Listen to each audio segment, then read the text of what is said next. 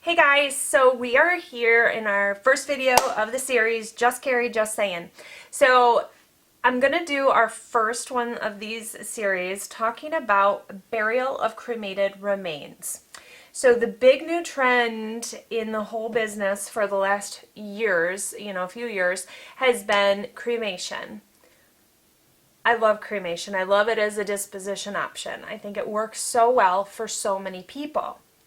However, when you get somebody cremated, you just take them home and stick them on the shelf, there's this huge open-ended thing that hasn't happened if you don't have the service and you don't have kind of a finalization for yourself and for your family members.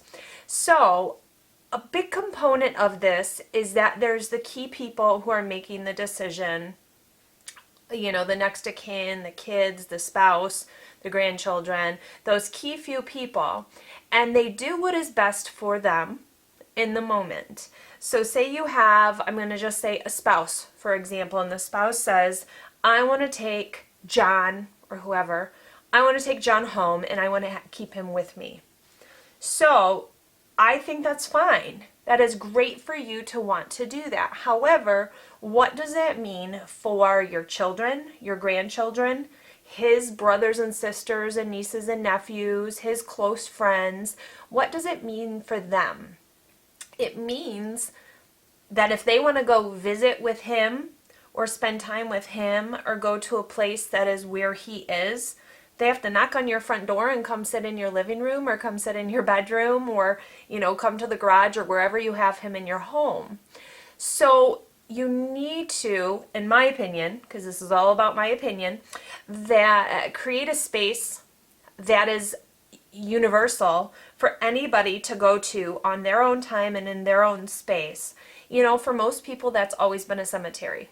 That you have a burial place at the cemetery that the person is, and there's a headstone, and anybody can visit that space when they want in their own time and in their own way. So let's say your children want to just go have a moment with their dad. They don't need to tell you about it. They don't need to come to you. They can go to the cemetery. They can go to that place and do that. Now, I've said this to people and they say, well, they can go to a place that was important to them. Maybe they can go to dinner. They can go to the woods where they sat and hunted. They can go do wherever. Well, that person physically is not there. And there's a lot of people who need that physicality.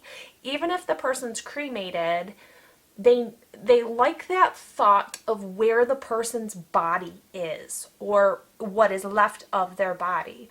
And so they like, if the person was scattered in a lake, that they can go to that lake and part of them is there. Or they can go to the woods, or they can go to a river or wherever and part of them is there. So here is what I would love to see happening in more situations is rather than one person retain that individual in a space that's only in solitude for that's only kind of for themselves, is if you want to keep some of them, but maybe take a portion and place them at a universal place like a cemetery, or even go to the woods and lay a special rock and put some of their cremated remains there, or go to the lake and scatter some of them and let it be known that he was scattered there.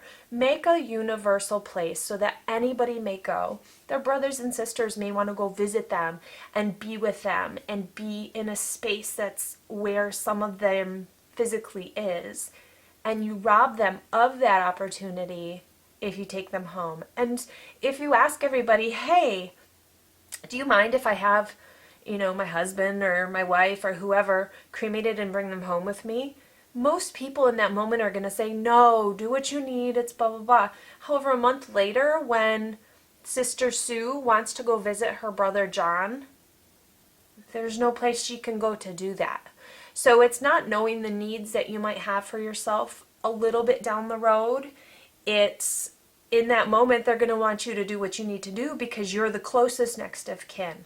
So think a little further out. Think about what people are going to need a little bit down the road, and that they may need that universal spot, because it's kind of ingrained in us that sometimes we want to go back and revisit where we physically know that person is, or in a space that we know they were scattered or, was there. So maybe portion out and create that space for them. I think this is important. I think mentally, emotionally, psychologically, that is an important thing. My thoughts on it.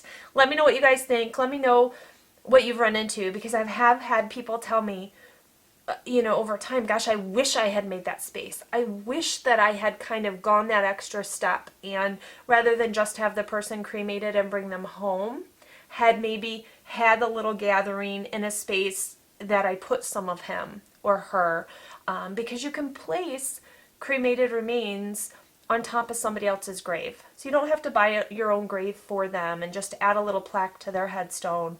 Or you can go to the cemetery and just maybe take a tablespoon and spread it on top of the grave of somebody else so that you know that they were spread there.